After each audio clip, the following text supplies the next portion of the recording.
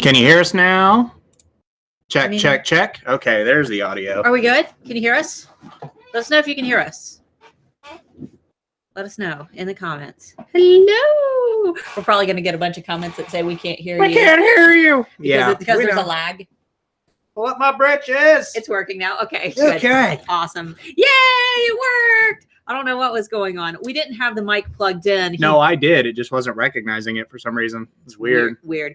And the webcam's laggy as hell, too. It is kind of laggy today, isn't it? Oh, well. Good morning, everybody. Hello. We've got Gina, Nell, Nakey Cat. We have Nakey Cat. Is your cat really naked, or is that just the name of your business? Because I really want a naked cat. Thank you.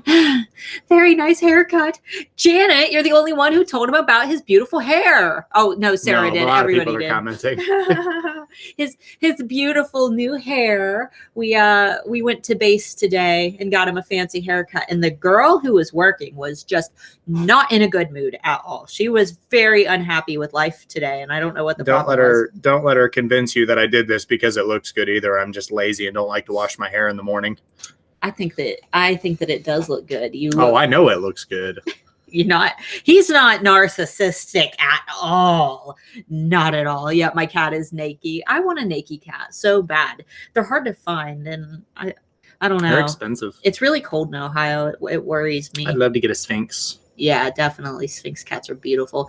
Good morning, Beverly and Crystal. Excited for the topic today. Us too, because I've been watching a lot of spring product line collections from, it's mainly not businesses that follow us. It's not usually our Handmade alphas. It's just kind of like the Etsy sellers that I've followed along the way because I like what they make. But I see so many like terrible and avoidable mistakes that they've been making with their marketing for their collections.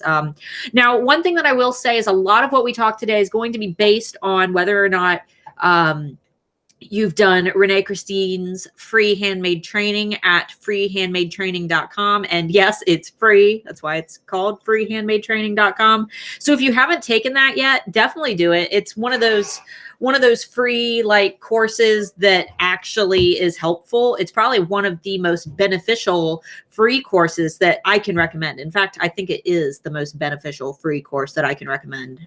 So freehandmadetraining.com. A lot of what we talk about today is going to be kind of revolving around that because that's personally how I structure my launches, and set some time aside to go back and get that free training. And I believe that she sends you a video a day. So it's not like it's not like you log in and you just get it all in your email. You actually have to get one video per day because she doesn't want you to overload yourself. So definitely be sure to do that. How's the Handmade Academy going on? Well, scripting is done. Yes, I finished the scripting for the Alpha Academy the night before last. Night before last. And it was the most amazing moment of my life. And like the last sentence of the scripting, like the very last sentence of the very last module, it's like one of those mic drop moments. And for those of you who enroll, you'll know exactly what I'm talking about. I read it to him and he was like, that's cheesy, but good. So it was great. So now all we got to do is she's got to finish making the slides and then we'll start doing the voice recording and then we have done. That's going to take a long time, but but the hardest part's over. Like a long time, like not as long as you guys have been waiting. We will give you guys, as long as you're on our email list, which if you're not, the Handmade Alpha VIPs is linked below. If you get on that list, you also get my free ebook, which covers exactly how I personally gained my fanatical following of fans on Facebook. Say that 10 times fast. We're on track for May or June. That's what it's looking like. Yeah, we're hoping for May. But we don't want to give you guys a date until we're sure. As soon as we finish recording, we can set a date. We'll worry about all the little stuff after that. I still have like a bunch of free bonuses that I want to add in there for you guys that are we still got a beta test too. We've got a couple people that we're beta testing with. So right. We got to get that working. Make sure that like the sign up system is working, and then I gotta the nasty stuff. Basically. Yeah, I'm gonna go and like purchase an account myself just to make sure that the payment system is working right. Do all that kind of stuff. So scared to ask how much. The Handmade Alpha Academy is going to be priced directly beside Handmade Titan University because we do not want to compete with Renee Christine. So you can expect pricing to be very similar. However, you can also expect a very similar discount to how Renee kind of spoils her besties. And payment plans and everything too. Yeah. So Handmade Alphas, if you know the price of HTU and you know the discount that Renee offers, expect Handmade Alpha Academy to have a very similar discount. But other than that, I don't know if I have anything else I really want to talk about with it because I want to wait until like I have more solid answers for you guys. So, oh, so excited. Scripting so hard. Yeah, the scripting was the worst part. Let's see. Everyone is talking about the time and I'm like, oh, nice. It's actually midnight here. Yeah, I feel for all of our members who are There's a replay. Watch the replay. No, Go to sleep. They want the live experience. Yeah, it's only noon here, so that's fair. Yeah, I don't want to say too much because I don't want to say like, oh, well, we might get done this day and then us not be able to get done. Something happens, an account gets messed up. The servers for our web host go down. So, like, you never know. So will today's topic work for a grand reopening? Sure. We're going to be talking about marketing in general, basic do's and don'ts to follow when launching a collection, whether that be your very first collection or multiple collections, or, you know, once you're a few collections in. So if you see us like moving our hands, I know I talked about this. Keeps me from messing with my beard as much. I talked about this during our anxiety video, but I got new fidget toys. So I left mine upstairs. I've got like this stretchy string. I think I paid 91 cents for it on eBay. And my daughter's obsessed with these. I want to hear what Mark says live. These squishies. Why? They want to be able to give their input. Who says I'm going to be rowdy all the time? Yeah. Some videos I'm not like that. It depends on how tired he is. Actually, he's worse when he's more tired. We actually got good sleep last night. So. No, I didn't. Oh, you did. Oh, that's true. I'm the one who always passes out early. It takes him forever. She could fall asleep at literally any point. And I envy that so much because I can't sleep. So big confession from yesterday morning. We got up. We plan to go to the gym because we've been going back to the gym. We haven't really talked about it much, but we are back in the gym. And our plan was, even though we were sore yesterday, we said, okay, we're going to go to the gym tomorrow. And he was laying on the couch, just kind of kicked back, and I got up on the couch and laid with him for a minute, and trying to be cute made me pass out. She passed out. And then we woke up at 10:30 after getting up at 6 a.m. We passed back out and didn't wake up until 10:30, and we had no idea like that much time had passed. Her fault. I'm sorry. I was just laying there watching Adventure Time. Yeah, we usually watch Adventure Time in the morning. All right. We want to hear what Mark says. Oh, that's what we already read. Good morning, everyone. Always so on point. Oh. I need to learn how to do mine. Sharpie. My eyebrow strategy, for anyone who wonders about my super sharp eyebrows, I don't use a pencil. I use a dark brown eyeshadow on an eyeliner brush, really, really sharp brush. I do my whole brow with that. I get it to the consistency. I taper it out in the center, less shadow here, more shadow here. And then I take my concealer on a flat brush and I go along the bottom and I go along the top, and then I blend it in with a beauty blender, and that concealer will kind of fix anything that you've messed up on. Alternatively, and then if you want marks, you could just grow your eyebrows out and trim them to a pretty shape and be okay with who you are. I'm a bleach blonde, so my eyebrows don't look like they exist if I don't pencil them on. Because you shaved them. I trim them, of course. Otherwise, I'll have these big caterpillars like yours. Or normal eyebrows. Mark's expression right now. I'm not a big fan of makeup, but he hates my makeup. I really don't. I don't like. I like the natural beauty thing. Well, maybe she likes to be happy with herself, so it's whatever. Maybe someday I'll go live with no makeup, and you guys can see the real me. But until then, it's not the real her because she's so like waxed and picked over on her face from wearing makeup all the time. I don't care. I like makeup. It's like art for your face. And here he goes. That's why she's here. She's here to hear your. I'll be the old person. You look like a hooker.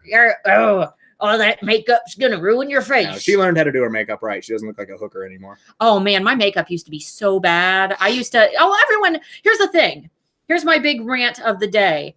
Every teenage girl goes through an awkward phase, where you're learning to experiment and you got your Smucker's lip gloss and you're just college. And it's like middle school, high school. But the awkward phase is going away. Girls now have YouTube tutorials. So you see all these little middle school girls who have makeup better than mine, and they don't go through that awkward phase. And I'm sorry, that's not fair. That is not fair. Those little girls are not allowed to have better makeup than me. Like, I did not get YouTube. I had to go to school with makeup just all over my face. I used to completely color my eyelid black with my eyeliner pencil, and it would like get all greasy and start riding up and dripping down my face like Alice Cooper. But anyway, so What's true. wrong with Alice Cooper? What's wrong with Alice Cooper? Well, there's nothing wrong with Alice Cooper. He's a revolutionary. However, I don't think that going to math class looking like Alice Cooper was the best idea. They will have horrible 8th grade photos we have. I know my 8th grade photos were terrible. They look like adults. It's creepy. Yeah, it's freaking creepy. Yeah.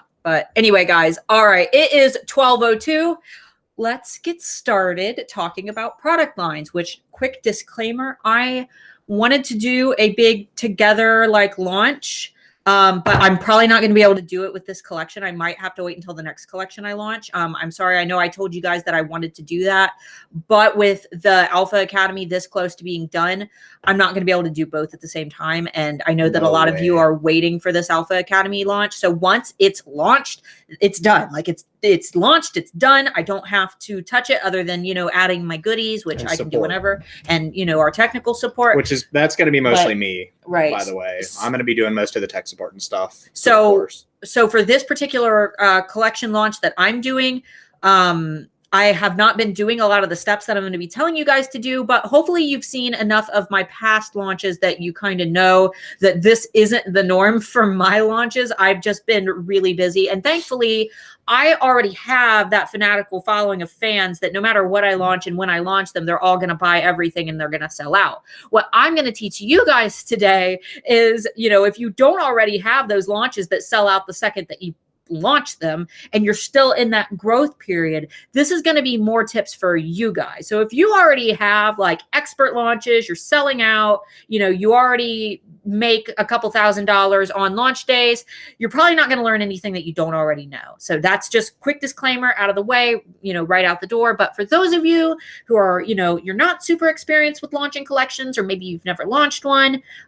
maybe you've watched Renee Christine's free handmade training. Once again, today what we're talking about will go along with that. So you will need to go back and do the free handmade training later at freehandmadetraining.com. Free, totally free, 100% free, no sales pitch at the end. So just go grab that training as soon as you can. So let's talk about some don'ts. And the don'ts, we're not going to get too in depth with them because when we actually talk about the do's, they'll kind of go along with the don'ts that we talked about. So the first don't that I personally am so bad about is procrastinating until the last minute with everything. And that means creating the products, taking your photos of the products, doing your SEO, which I work best under pressure personally, but I do not wish that stress on anyone. I always do my SEO on the last day, keeping in mind that I've been doing it for almost 6 years now.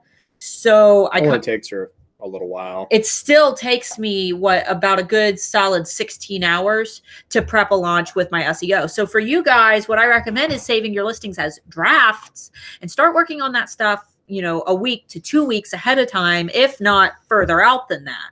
You need to make sure that you're giving yourself enough time to take great photos and to do good SEO and to write good descriptions. And then another thing that you should not wait until the last minute to do is order supplies.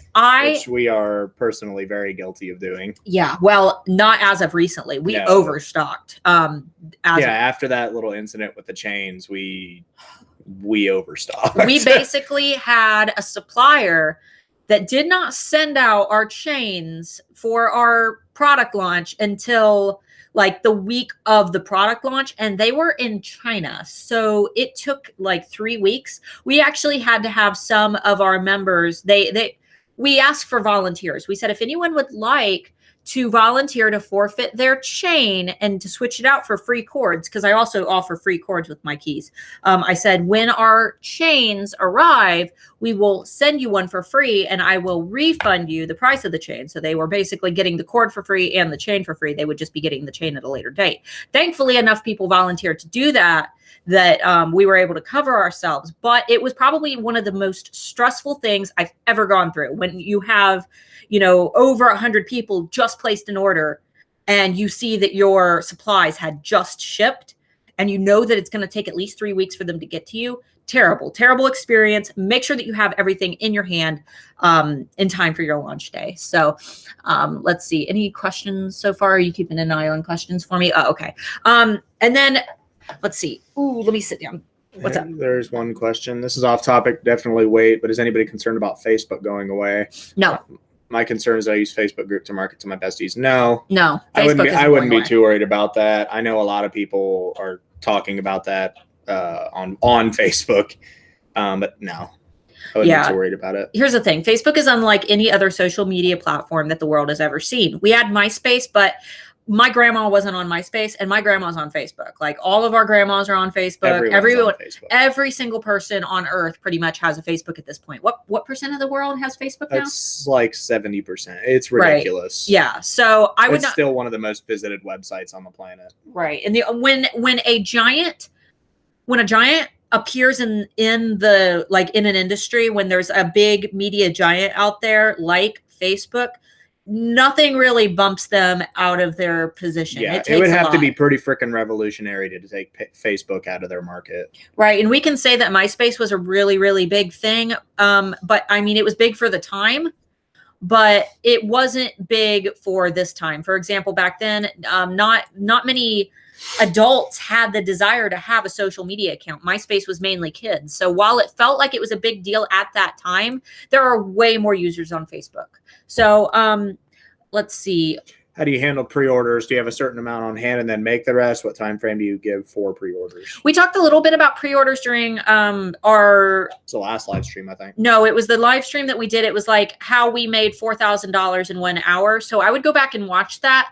But we won't be talking too much about pre-orders for this one since we've kind of already covered it. But just to answer your question really fast, I create everything ahead of time for pre-orders. I cannot imagine getting 100 pre-orders for something and then having to sit and make it. Like I make everything ahead of time. And if there are small customizations like crystals, I do that per order, but that takes way less time than making an entire product from scratch. So I recommend having that all ahead of time. And time frame you give for pre-orders, about 2 hours. I only give about a 2 hour leeway for people to place their pre-orders. So and somebody asked, can you explain the Facebook going away? So I actually didn't read into it much because it's all just sounds like bullcrap to me. Yeah, it's hoopla. Basically, Facebook being challenged by other social media platforms. The thing is, Facebook delivers everything that all the other social media platforms deliver already. Like Instagram's cool because you can post pictures real quick, but you can do the same thing on Facebook. Snapchat's cool because you can send messages privately to people that no one else is going to be able to see. Facebook's always been able to do that. Facebook delivers everything that all the other social media platforms have, and it's consolidated, it's concise, and they update software issues like a drop of a hat. Careful. So he's fine. So I wouldn't worry too much about it. And if it does go away, something else that's extremely similar is going to immediately take its place. Right. The only thing that could possibly make Facebook go away is something better. Right. So. And none of the other social media platforms are better. Instagram sucks. Snapchat sucks. Yeah. Pinterest sucks. They all suck compared to Facebook. So just don't worry about it. I mean, they're not bad platforms. They're great. But compared to Facebook. Right. Facebook will always be the giant. This person says, I was concerned with what's happening with the Russians and Facebook being under fire with the government right now. See, the thing is it's a business, so the government can't do anything about it anyway. Yeah. Even if the Russians are using it to influence elections, governments have always done that. They used to do it with newspapers, and they used to do it with just sticking flyers up in the street. So it doesn't really matter. And the government doesn't really have much of a say because they're a business, and the government can't just come and take a business down if they personally aren't doing anything wrong. All right. So we've got a couple questions, but a lot of the questions will get answered during the Q&A or during the list. I'll go ahead and answer the last two, but then let's try to wait until the end because your answer will probably be in the list. So Andrea, when you set a date for a product launch, once the products are made, my products take a while to make and I'm anxious about setting a date. I recommend making sure that your products are made. That way you're not setting a date that you cannot fulfill. Is it necessary for a product line to have 10 items? Would 5 do? I would aim for 10 or more, if at all possible, because if you don't have at least 10, people tend to not pay much attention. When you have a product line of 10 products, people are more likely to want to see and partake in that entire collection because it feels more complete. There's more variety. There's more to look at. So, all right, let's go ahead and move on. My next tip, it's a big one that I talk about all the time. It's one of the things that I learned from Renee Christine. It is do not show too much of your collection before you are ready to launch. You want to keep your collection under that veil of mystery. So don't show off too much. We'll be talking about how you should handle your advertising when we go over the list of do's. So just for now, when you're taking pictures to kind of tease your collection, don't post full product photos like here's the whole thing, here's what I'm selling in just a couple weeks, because it doesn't leave anything to the imagination, and people won't be curious once it launches because they'll already know what to expect. So next thing, when you're launching a collection, absolutely do not. They're fine. Ignore them. Do not neglect advertising. That's another big one, is people will say, oh, I'm launching a collection this week. And then I'll go to their Facebook page or their Instagram profile, and there will be literally nothing advertising that they're working on a collection. So if people don't know that you're working on a collection, even if it's months down the road, how are they going to get hyped up enough to buy it? They have to kind of follow the marketing story that you're telling about what they should expect so that they get excited about it. Yeah, any non-food product has been advertised like crazy. I mean, you see it all, even still in commercials. If you still have normal TV, like right, everything gets hyped. Otherwise, it wouldn't sell. And the things that don't get hyped generally don't sell. Right. And that goes along with the next don't like underhype it. You don't want to just say, well, I'm launching this collection and I think it's going to be really nice and I think you guys are going to like it, but I'm not sure. I wasn't too sure about this one. Or, well, I only got like one of each product, so I'm sorry. I was only able to make more than one. Like, you got to flip that around and turn those faults into benefits, rather than saying, well, I've only got one. You say, oh my God, guys, I made one of these and it's limited and it's the best thing ever. And I've only got one. So you're going to have to buy it quick or else it's going to be gone. Like, you can't frame anything as a negative, because if you aren't excited, no one else is going to be excited either. People aren't going to be excited for you. Right. People aren't going to just buy from you to help you out. They need a reason to buy, and you have to generate that excitement and that enthusiasm. So, right. Sorry if I keep looking down. That's where I've got my notes, because I do need notes. Oh, and another big one to go along with Apple does an amazing job at the hype. Yes. Study Apple. Oh my God. They really do. Apple. They really do a great job of hyping their marketing. Yeah, they're a great example. Yeah. They're loud and boisterous and shove their products in your face. Janice is here. Janice, I got your package, by the way, and I haven't opened it yet because we were going to do our Nothing has come into the freaking P.O. box yet. I don't know what's going on with our mail, but we have received nothing in our P.O. box. And I know people have sent stuff because they've told us they have. Right. So if you've sent something, please post in the Facebook group or email us at starla@handmadealphaacademy.com so we can make sure that we actually get what you sent. But Janice, I did get your product, and you asked, does this apply to soap? Absolutely. It applies to pretty much everything. If you look at Bath and Body Works, look at how they launch their collections of soaps and lotions and things like that. Everything is in a cohesive product line. It applies to everything. If you really want to sell your product, you got to be like Google and get commercials at 2:00 in the morning with that loud screaming ad thing. Oh no, that was the worst. Yeah. Like, shut up. God, Google, what are you thinking? If nobody knows what that is, just Google. Well, I would look on YouTube. Just look up loud Google ad. God, it's horrible. What's a good number of each item to have ready for launch starting out? I would say around 10. No, for each item. Oh, for each item. Maybe it depends. Maybe starting out, maybe 3. Maybe about 3 of each. And then when you start seeing something sell out, that's a good indication that you need to make more. I need to make something like that. Right. Say, oh, okay, well, all of my blue products are selling out. That means I need to move this to my primary product line, or, what I keep stocked in my shop. Right, your permanent product line. And then another big thing that I see a lot of people do is they get too excited about launch day, because I think that a lot of people see how I do my launches and I say, wow, I sold out everything, which I try not to say because I don't want to get you guys your expectations too high. You have to consider, I've been doing this for a really long time. And for your first few launches, things probably aren't going to just sell out on the first day. In fact, when I first started out, products wouldn't sell for like a month. Right. It took a while. You got to build momentum, and it takes time to build that momentum. You have to be able to market it and get people on board with it and condition those people to know what to expect of your launches. So it takes a while. You can't expect to have a blowout launch like day of, you click, to put all the products in your shop and suddenly people are buying it all. That is very specific to a few of us. Those of us who have been doing it for a while, those of us who are experienced and who have conditioned our fans to act quickly. But for those of you just starting out, it's not going to be like that. It's going to take a while, and you cannot let that get you down. You can't expect that on launch day you're going to make a bunch of money. That's just not how it works for most businesses. And then another big thing that I see a lot of people doing, or they've messaged me about, is they'll say, well, my launch day is today and I don't feel good, so I think I'm going to change the date. You can't suck it up, buttercup. You can't do that. If you're having the worst day ever and you promised a launch and you go back on your launch date and reschedule it, what you're doing is you're showing your fans that you are not consistent. You have to be able to keep up to your word. That is part of your brand. Unless it's an emergency, you should always stick to your date. Right. Even if you've got to, sit, I've had launches where I've literally sat at my computer, curled up in a ball, like almost crying, because I didn't want to be there. I didn't want to be doing it. I was sick. I was miserable. And I just got it done. I did what I needed to do. And then I took my time off. Be motivated to get it done so you can go relax. Otherwise, you're giving everyone that overall brand message that you cannot keep consistent to your word. So my suggestion is make sure that you're planning your launch for a day.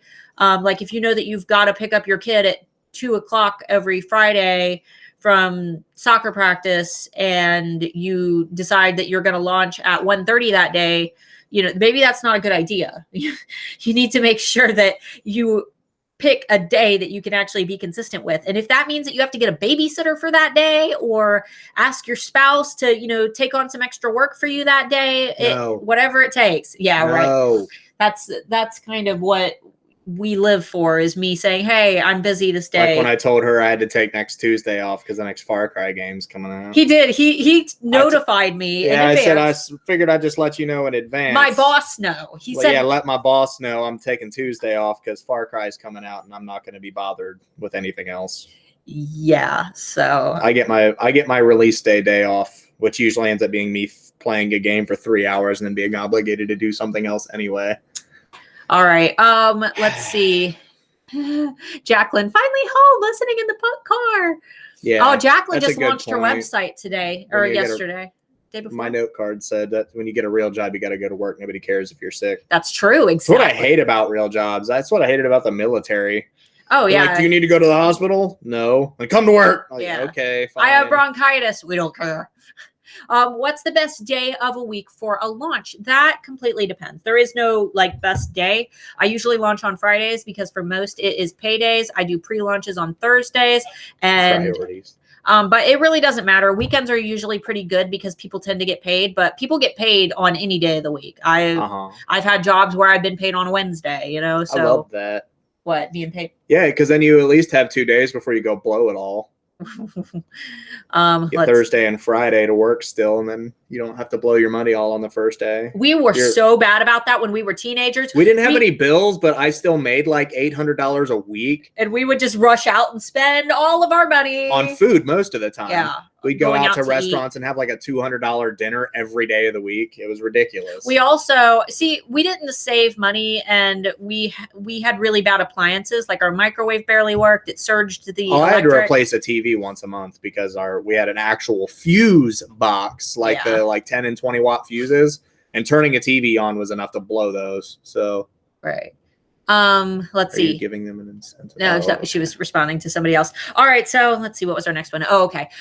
Next big thing, do not overstock seasonal products. So if it is December 1st and you launch a bunch of Santa Claus pillows and you launched 80 of them, and it's not a good idea. You're not going to sell 80 products the month of a launch, depending on how big your following depending is. on what you sell. Right. It really depends on how big your following is. So you have to really be realistic and let those products be limited. You can sell it as a limited product and say, I only have X number of these. I can't tell you how many you need to make because that will completely depend on what your market is like, what product you make, how many fans and followers you have, and how many people are going to be willing to buy that product. If you know that a lot of people are going to buy it, then make a decent number, but don't overstock. You don't want to waste your money overstocking on a product that isn't going to be in season.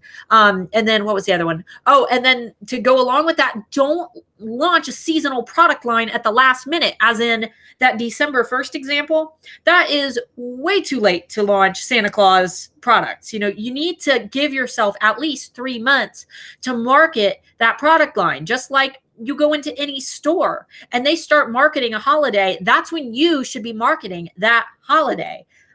For example, right now, Target's already selling bikinis, and we just had a blizzard. So it gives you some indication of where you should direct your marketing and those specific timelines if you're creating products that are seasonal. A lot of people are asking if this is for one-of-a-kind items as well. Some of these tips will, and some of them won't be. Yeah. It's kind of like most of the stuff with us. We usually cater towards those with collections more than one-of-a-kind items. Right, but you could still do collections with one-of-a-kind. So, I mean, it still applies. It's just going to be harder for you to generate best sellers. Yeah, just to basically take the information and try to mold it to what fits you. Right. We did have a couple of questions. Okay. You're already almost halfway I've through your got list, 3 more, so let me finish up the last 3 and then we'll backtrack and then we'll do the there's do's. already like 7 questions. That's all right. That's fine. All right. So the next one is when you're posting your actual launch photos, launch ads, take time with them. Don't be lazy. If you launch like with laziness and everything looks lazy, people are going to assume that the products are lazy too. You don't want to position yourself as just somebody who doesn't care and that you're not taking the time to market your products correctly. And if you're new here, I have so many photo trainings. Just look for all of my iPicky photo trainings on my channel. There's tons of them. If you go into my playlist, I have an entire photo training series that you can follow and learn how to create great marketing ads. So do that if you have no idea where to start. And then another big don't is don't stop marketing that collection after the launch. You want to continue marketing that collection until you squeeze every bit of juice out of it. I recommend at least 2 to 3 months if possible. If you still have products in your shop from that collection, you can be marketing them, and it should be consistent. Don't take, a month off from marketing it. You need to really hype it up. And then and then the very last tip is do not put your new collection on sale until I would say a month to 2 months after you launch it. You don't want to say, I just created this beautiful new collection and these pieces are $20. And then 2 days later after you launch, say, well, nobody wanted them, so now they're $10. Don't do that. You haven't given them enough time to mature in the marketplace. You have to give them time to generate their own sales. So it doesn't matter you can host sales. You can maybe put a specific section of your shop on sale. Or if you're, a few weeks later or a few months later, you want to host a big sale and you say, even products from the new collection are included. That's fine.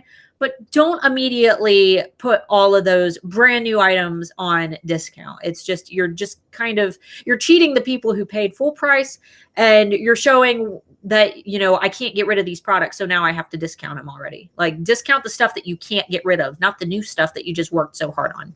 All right, so those were our don'ts. I've got a big list of do's, but let's go ahead and cover questions first. So go ahead and give me some questions, sweetie. All right. Since that is a common in the U.S. to get paid weekly. Not really. No. It's usually bi-weekly and monthly are the most popular here. Laborist jobs tend to pay you more frequently, like factory jobs. Contractor jobs a lot of the times. We worked in a factory for a while, and those a lot of the time we'll pay weekly only because termination is easier that way. Mm-hmm. Like if you're able to literally just write an employee a check instead of like having to mail it and go through all that crap. A lot of contracting jobs will pay weekly that way. And if they have to boot you, they don't have to wait a long time and like keep you on record, that kind of thing. Yeah. Okay, that was all the blah, blah, blah, blah, blah. Can you talk a little bit about effective posts ads prior to launch? Yeah, we'll be talking about that in our list of dues. So we'll get back to that one. Let's see here. Count X number of months for holidays and launch then because many like to shop early. Yes, about 3 months ahead of time is what I recommend. Have that many. Will you ever be making a training about making a collection promo video? I would love that. I'm clueless about video. I can put it on my list for summer if it's something. If you guys want to, we don't use free software, so just keep that in mind. Yeah. In order for that, you would have to buy the software that we use, which is not cheap. Right, and honestly, a lot of the you guys can find really great video clips. In fact, Janet just created a beautiful. Janet, what program did you use? Post your program down below. Don't put .com or else it'll block your comment. But just put the name of the program that you use for your collection launch video. Janet created a beautiful collection launch video for hers. And for me, I like to use clips from pixabay.com. That's like my favorite place to get video clips. All of the clips that I take with my own like recording devices, I just use my cell phone. I have a really great phone. We have Google Pixel 2s. Janet said Animoto. Animoto. Yeah, it was a really great video. You did an awesome job. So there's Janet just posted in the comments the name of the program that she used. And Janet, can you also post how much is that? How much does that cost? Because what we use, how much was our software? Like $70? No, it 60? was like 120, but okay. We're not going to be using that anymore. We're actually getting ready to upgrade to Premiere Pro, which is a subscription. Yeah, it's like $10 a month. Unless you want all the stuff. I think they have one that's $79 a month and you get all of the Adobe software together. All right. That's not even okay. Promoted ads, yes or no? Absolutely. It's one of those. Why not? I mean, it doesn't hurt. It can only help. Yeah, it doesn't hurt. It can only help. And if you're skeptical about it, just try it for a smaller amount. Make yourself a budget. Right. The most I've ever spent, and it was for my Black Friday sale, I spent $20, but I typically only spend $5 to $10 for promoted posts on Facebook. So, and those, if you have your Facebook page and Instagram linked together, it will also promote the post on Instagram too. So it's almost like a 2-for-1. I really like that. When we actually release the course, we'll probably spend a buttload promoting that. Oh yeah, that's totally different than our product line though. Everybody to actually see it. Yeah, that's different than our product line collection posts. So Linda said that's not even giving SEO time to work if you discount it right off the bat. Oh, absolutely, for sure. I put an ad on Facebook for $5 a day. It only reached 222 people and no sale. That happens from time to time. And you might want to actually check your type of post. Make sure that there's not too much text because Facebook will limit how many people it reaches. You might want to check, just maybe post your marketing photos into the Handmade Alpha Academy and ask for opinions if you want some criticism about why it might not have reached that many people. Just you have to keep in mind that Facebook is going to limit reach on posts that they know aren't going to perform well. So you have to kind of market intelligently and make sure that you're creating really flawless ads. Otherwise, they're not going to reach anyone anyways. They have to look professional. So you don't want to waste your money promoting something that isn't great. I'm not saying that yours wasn't because I didn't see it, but that's just one of those things to keep in mind. When doing a launch, does the time matter? It depends on where your market is. For example, I launch usually around noon because most of my customers are in the United States. Yeah. So, but I know that I'd say 2/3 of our customers are US. Yeah. So, I think that it completely depends on what you want to appeal to. I find lunchtime in the US to be a great time to launch, but it really doesn't matter. If you're appealing to people, somewhere else, that time might be completely different. What was your first collection launch and how did it go? Crappy. My very first collection launch, I've launched over 200 collections because I used to launch once a month. Worst mistake of my life. It was miserable. All I did was work. I hated every second of it, and I didn't make that much money. It did get us to where we're at, though. It did. I will say that things were a little different back then. Things constantly change. Yeah, it was kind of market, and it was easier. It's gotten harder because Facebook doesn't work the way it used to. Oh, Facebook made it so easy. Like the amount of people that were in her group, I'd say 2/3 of those were from that period of time. It's so much harder to grow a group now. But my first collection that I ever launched, I did a vote in my group whether they wanted a fantasy themed launch, And I started doing collection launches before Renee and I like were ever in, cahoots. I had never even talked to her. I'd never watched her trainings. Collections just seemed to be what all the big brands did. So I figured that's what I should be doing. I wasn't very good at it until I watched her free handmade training. But my first collection, I went ahead and did a poll, which is something that I still recommend people doing. I asked them if they wanted steampunk keys or fantasy keys. And they all, I believe they voted steampunk. Yeah, And before that, I was just launching products sporadically, like, oh, this is new today. And then I posted this today, and then you can get this tomorrow. So that was my first big collection launch. And it didn't do that well. Like I only had one of each product, and it did not do well at all. And Janet said the pro version is $240 a year. That's not too bad. No, that's not bad at all. Does it work the other way around if you pay on Instagram? I don't think I actually, you know what, Cassandra, I'm not sure because I've never paid on Instagram because I figure if I'm getting 2 for 1, then I might as well just pay on Facebook. So I'm not 100% sure. You'd have to look into that. Is it a good idea to show one of your products half made and ask for input from your fans? Yeah, that's if you want to show work in progress photos. What I usually do is I zoom in on a certain part of the photo and I don't show the whole thing. Like I'll show, for example, if I'm putting a crystal on a key, I'll just show the part of the key where the crystal will be. And then I'll give them like the color options and I'll say, do you think I should put a green one, a blue one, or a red one in this new key? But I won't show the whole key because you don't want to give too much away. So. And the reason that I read that question before yours, Terry, what if you're not able to come up with an out there idea for your product or a product for your line? Ask for input from your fans. Yeah. And, I know that Renee says, like, what confuses people is she says, have your one product that's out there, like your window display, and then have your neutrals. Neutrals don't have to be like gray and white and beige. For me, neutrals could be a key with a heart on it. And my out there product could be the dragon, the crazy neck piece, that kind of thing. Right. Like, all of your products can still be crazy and fantastic. It's just, you got to have one that kind of stands out. So right. If you don't have one that you think your fans are going to think stands out, then ask for input. Ask them for ideas. Take, kind of consolidate what the best ideas are and come up with something. Or just take, if you say, for example, you made like, say that you made pillows and you had everyone vote on what type of fabrics they liked, and you picked out like 10 fabrics that you're going to use. And then you showed them the 10 fabrics that you plan to use. And you say, okay, which of these is your favorite? You let them pick their absolute favorite. And then you make that particular product limited. Say, okay, well, since this was your favorite, I've made like this many of them and they are priced a little bit higher because they're limited. That way, for one, you can bring it back later. But for two, you say, well, it's limited for this collection. I might make more depending on how it does. But for now, I've only got 10 of them.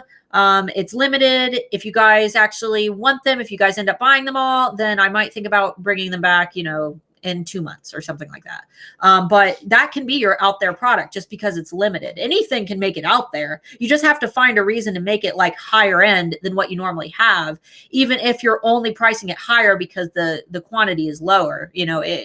You really have to think about how major marketing gurus do it. Like, it doesn't need to be made out of gold and diamonds compared to everything else that you do. You have to find a reason to make it valuable if all of your products have relatively the same value in supply cost. You have to find a reason to make it more valuable. So, and even if that means bundling it with something, you could even do, something and then you get, for example, if you were doing pillows, maybe you threw in a free pair of slippers. And just to like throw this out there, if you sell on Etsy and you want to bundle, one of the products needs to be handmade, but the other doesn't. For example, if you make those handmade pillows, you could throw in a pair of slippers that you bought and say, the slippers are not handmade. They just come in the product bundle. The pillow is 100% handmade. You can totally do that. Both products don't have to be handmade, but the main product does.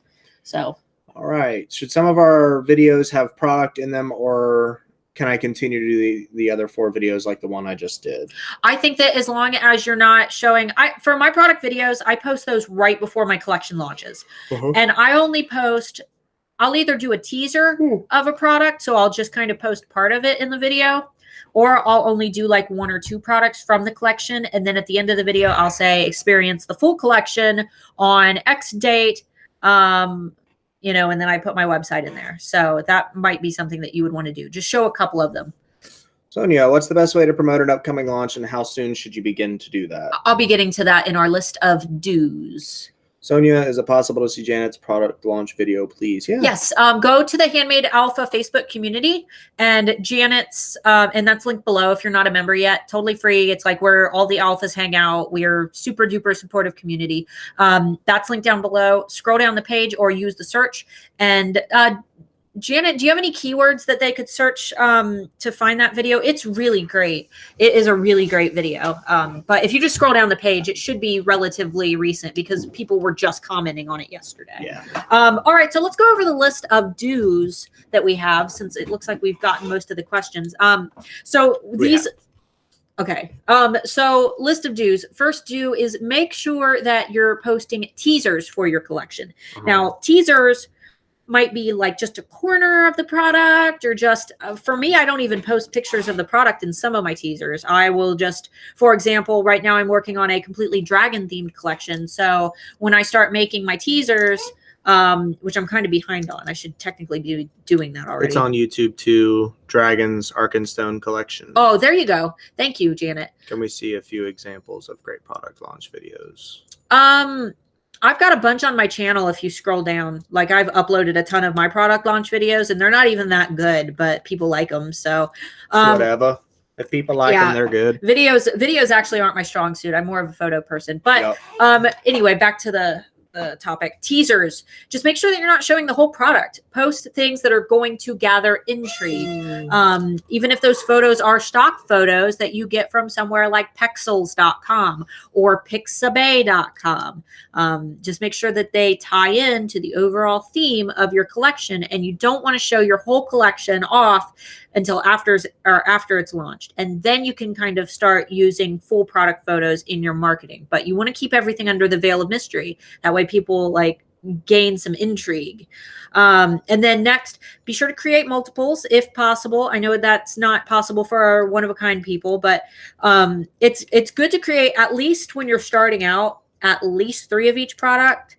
I tend to make 20 of each product for mine because obviously my stuff sells out so fast.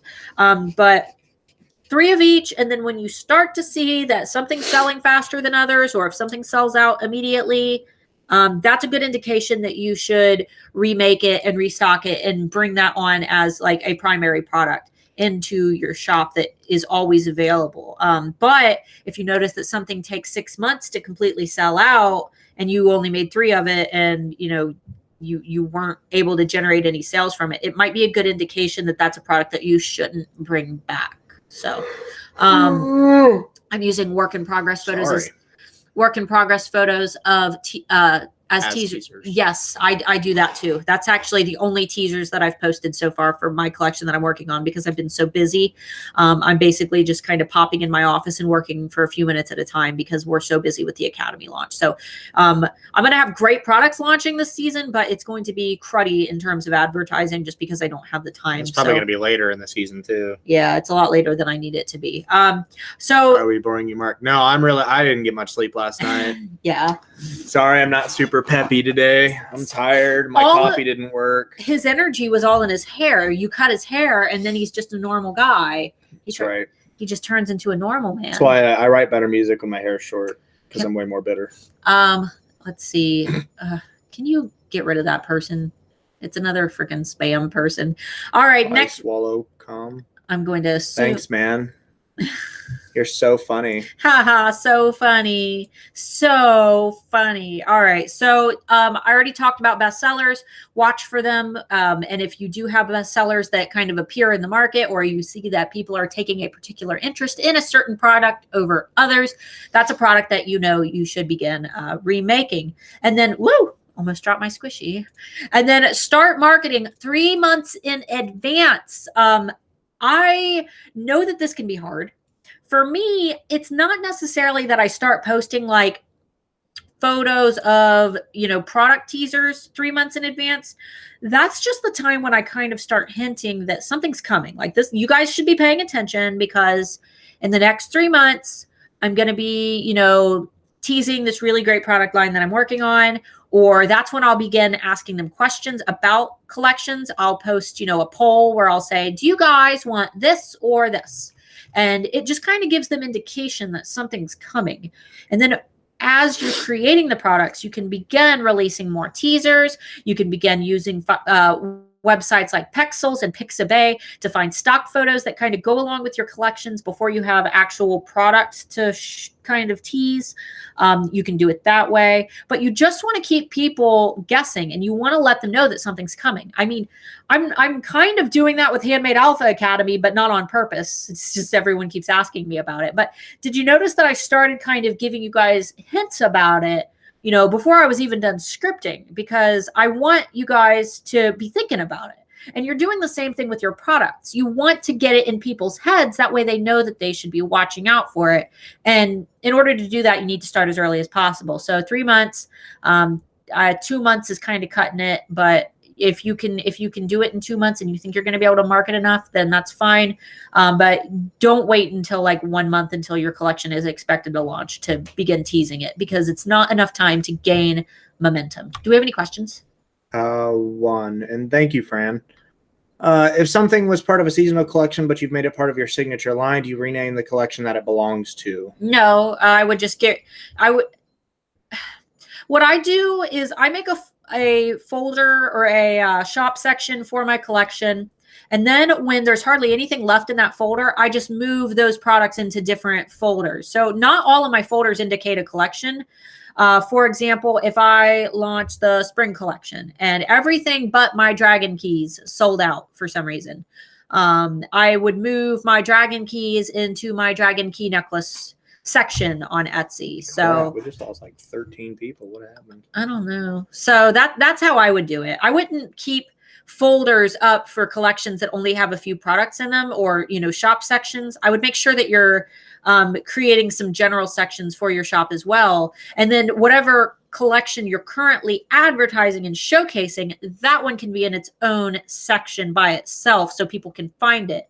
But if it's a collection that you created 6 months ago, you don't need to keep a shop section up for it. Create different sections and subcategories where you can sort your items into those.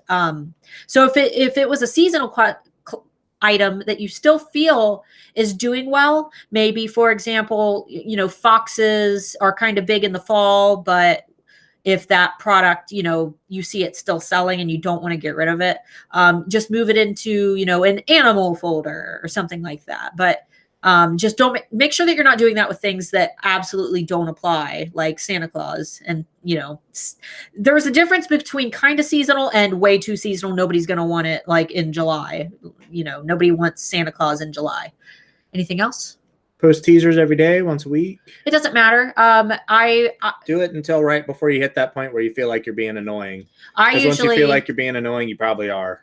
I usually post mine every 2 days, and then the week of the launch, I post something every day. So every 2 days up until the launch. And like 3 months in advance, you could be doing like one a week. Maybe, just kind of hinting at it, because you'll run out of things to talk about. Like, once a week, let them know, keep them refreshed. And then the few weeks before the launch, that's when you need to start kicking it up. That way they know, okay, it's coming, and even if it's just like 5 days left, 4 days left, 3 days left, I do that. And people really like it because it lets them know, okay, in 2 days, I need to tune in at this time, because that's when this collection I've been following will be launching. I understand that we need to be removing items that don't sell, but isn't more products in that, e.g., they're similar, we rank better on SEO because more products have similar tags? Yeah, because that's one of the big things that a lot of people struggle with, but it really depends on how you want to be seen in the marketplace. Because while having more products in your shop technically helps you rank better, it doesn't give you as much authority to the public eye, if that makes sense. And it makes things harder for you because you have to keep yourself completely overstocked. For example, some of the best selling shops on Etsy are the shops that have like 300 plus products.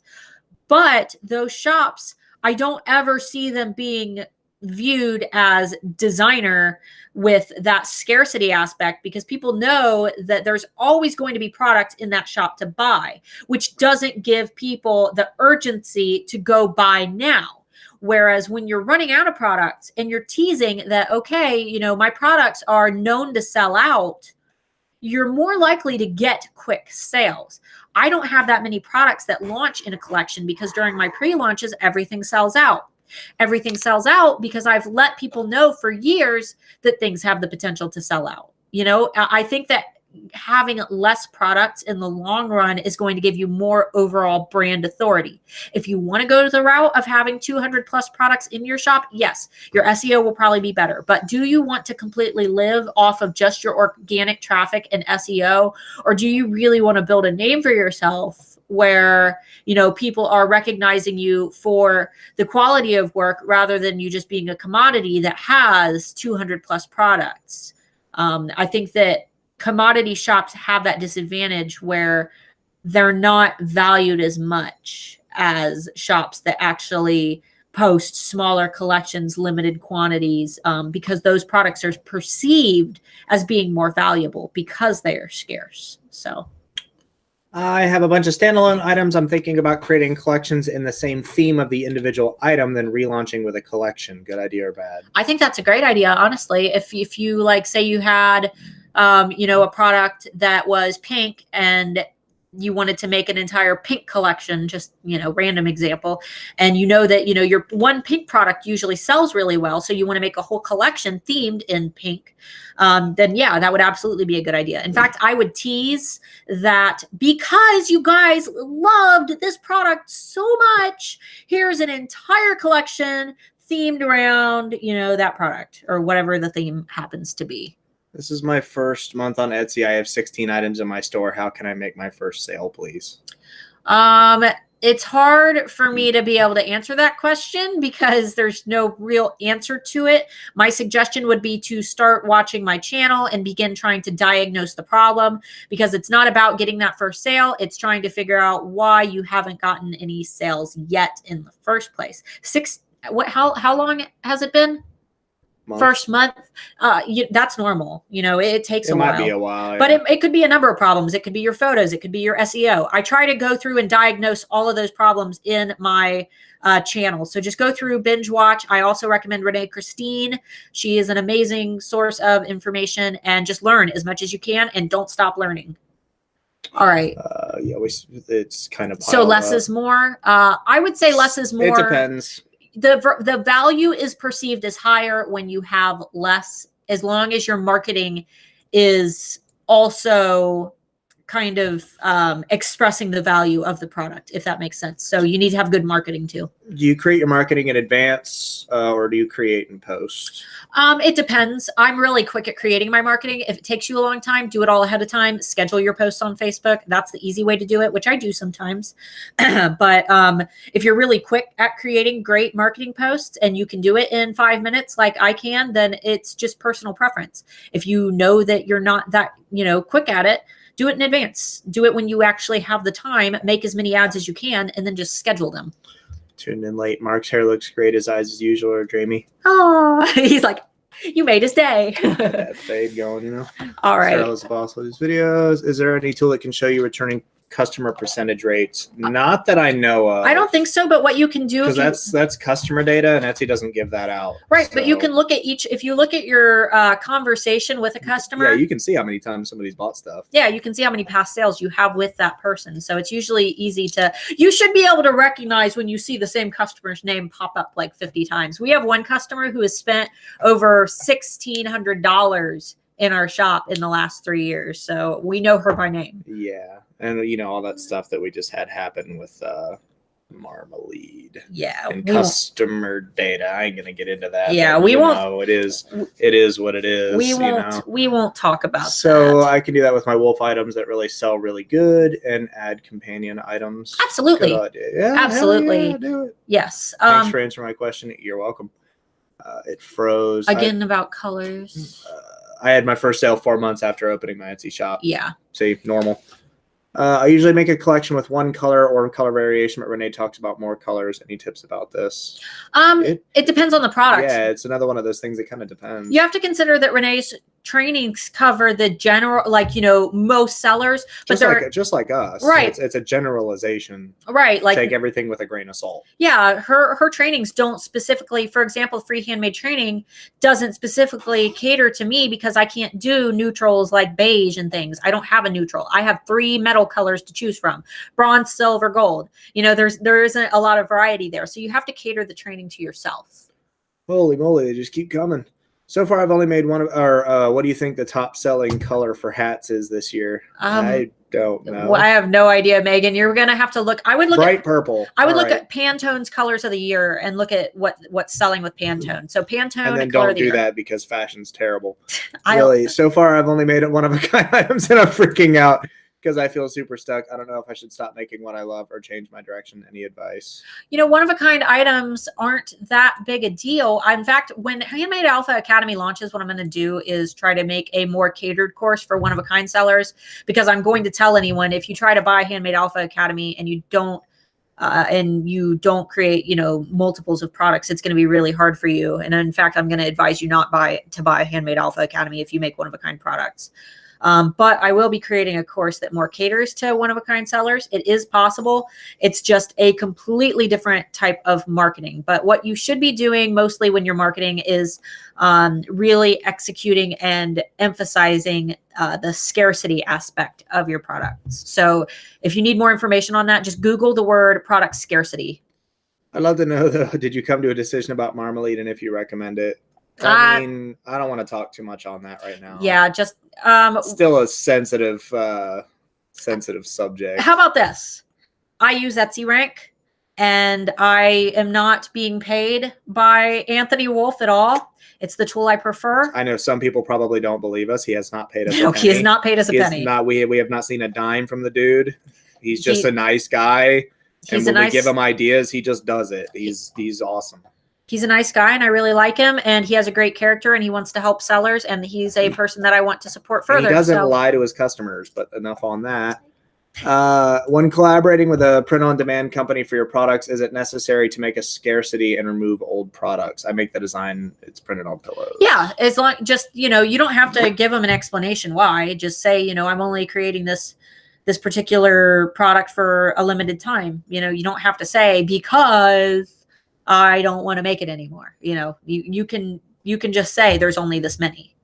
Yeah. Okay. All right. I will have a giveaway after my products launch, and I have 2 items that are not made by me, but are store bought that go along with my product and collection. Is this a good idea? As long as you're giving it away with a product that you created. Not listing it as a product. Yeah. Etsy is for handmade stuff. So if you're not, you're not making it or having it developed with something that you've designed, then does that violate their terms and conditions? Yes. Yeah, so be careful with that. So for example, if I made a necklace, I could buy a bracelet that goes with it. I'm selling the necklace. The bracelet's just kind of part of the gift set.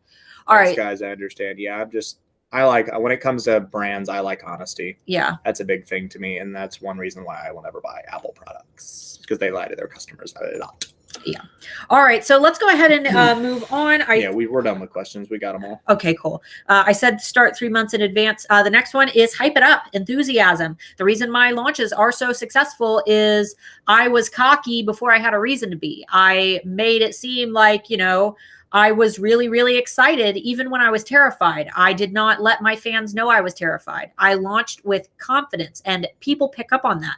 They want to follow brands that are confident and that are launching with that confidence. When you say this might sell out because you've only got 3 of them and you don't know for sure, you're not promising them that it's going to sell out. You're just putting it out there that there's only 3 of them and it has the possibility to sell out. Choice of words. Right. So you just have to launch with that confidence, be excited, hype it up.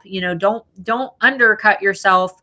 And even if your first launch flops, which it probably will, mine did, my first several launches kind of flopped, but it comes with practice. And the best way to practice is to practice that confidence, like right out the doors. Don't wait for confidence to come. It's something that you have to develop over time with practice. You're not just confident overnight. It takes time.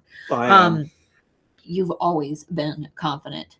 Cocky is better. Yeah. Better description of me. I'm cocky. I got her by being cocky. He did. He was she so likes it. He was that jerk. He was like the cool jerk. He was a jerk to me, like when we were with our friends, but he was really nice to me, like on MySpace messaging me.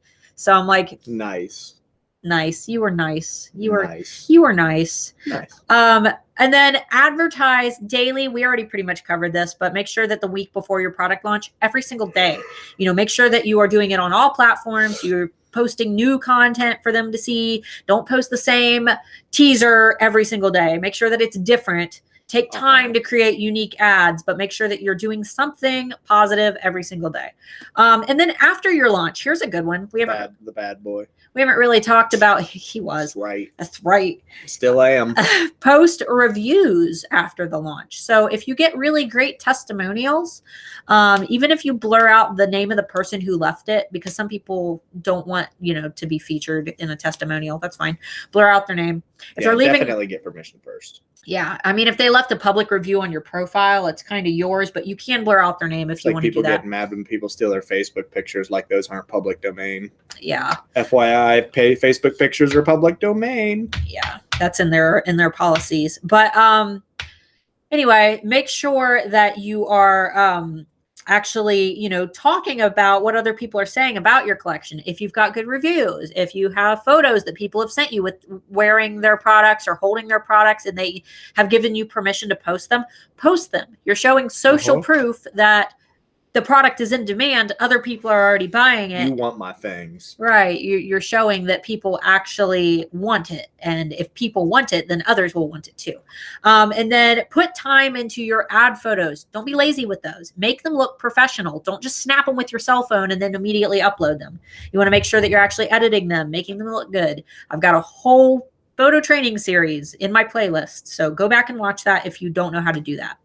Another really great way that I recommend gaining some momentum with a product launch is by hosting a giveaway for one of the products that you'll be releasing in your collection. Yeah, and I all know we're big about the giveaways. Giveaways are huge for me, and that's how I've gained such a huge following of fans. Even more so back in the early days of the business. We gave us so much stuff away. Yeah, and it shows. Gotta grow your brand. Right. You're showing people that you have a great brand image.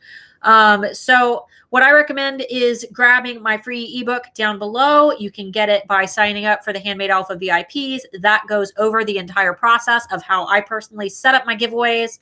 And this kind of brings a little bit of publicity to your launch. It gets people checking out your Facebook page. It gets people checking out your Etsy shop. It is basically you are giving away one product, but you're gaining, a bunch of fans in return. And those fans tend to pay themselves off.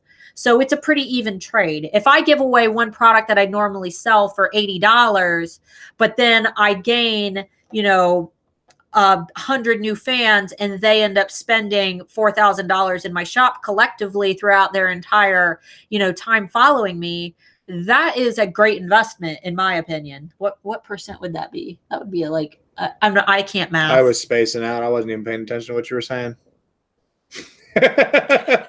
I'm so tired, guys. I'm sorry. It's not a good day for me. She's over here just talking away. I'm just here playing with this thing. I'm playing with a sushi. I'm out of it today. As you can tell, I'm not all bubbly. Yeah, he's tired today. It's a nice side of you. Quiet. Shut up. He's quiet. Leave me alone. Anyway. I'm abused is the problem. All right. So the next thing, you're so abused. You don't have to go work at 9 to 5. I get to take a day off to play a video game on the day it comes out. And he even gave me advance notice. Isn't he a good employee?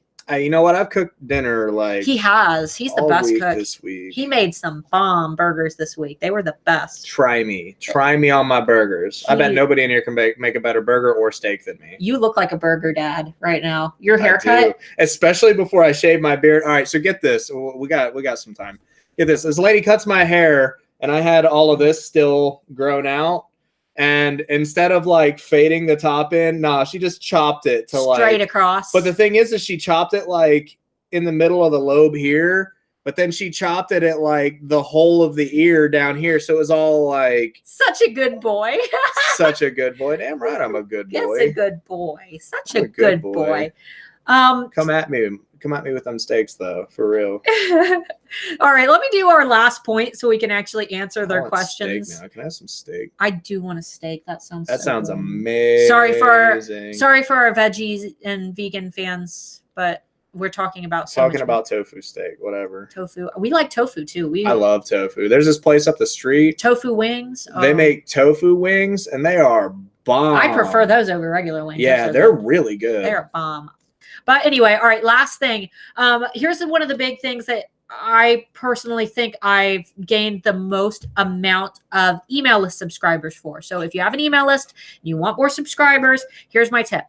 Up until you actually launch your new product line, when you are posting and teasing and posting ads for your product line saying, it's coming on this day, get ready, only 1 week to go, rather than linking your shop in those photos and those teasers and those ads that you're posting, don't link your shop, link your email list and let them know, I'll let you know right when it launches.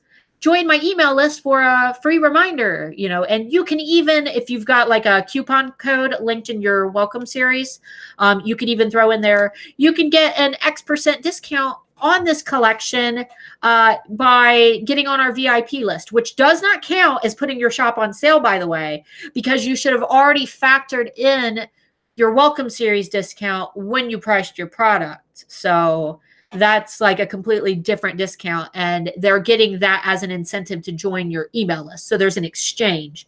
They're exchanging their email for the coupon. So that's only going to be relevant if you have an email list. If not, you can funnel people into your Facebook group. You can say, join my Facebook group and I'll keep you updated right when the new product line launches or something like that. So, all right, those are my tips. Let's go through some questions to make sure that I haven't missed anything. All right, working on my first signature product line. Do I launch a seasonal product line along with it, or just focused on the one and launch the first season 3 months or so later? Crystal, I would recommend, you could have a couple products that are seasonal for your signature line, though. I would try to make sure that your products are evergreen and that they don't rely on a season, because once that season is over, it's going to be hard because you're probably going to want to remove some of those seasonal products. The only reason that I leave some of my seasonal, like I get rid of Christmas items and things like that. The only reason I leave Halloween items in my shop is because my fans are like Gothic crowd and they're into the zombies and stuff all year round. But in most cases, you're going to want to pull seasonal products.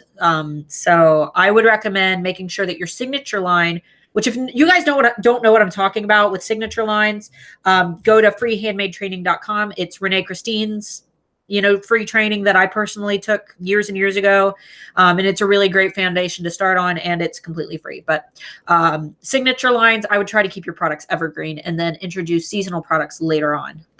Crystal Lynch again, is it wise to keep launching when previous product lines are not selling? I'd say maybe take a step back and look and see that you're doing everything correctly too. Right. It really depends on how much time you've spent. Most people only launch 4 times a year. They launch once a season. So you might want to look at, why isn't my product line selling? Some products won't sell. I had this great idea. Let's see, last October to launch football player keys. Yeah, and those sucked. Today, because I thought, it's football season. People love, putting their kids' birthstone. One of those things where she wasn't thinking about the fact that people that watch football don't buy fantasy keys. Yeah, I think the thought process was that their wives would buy them. I thought spouse, whatever. I was thinking parents of kids who played football, that they could get their kids' birthstone.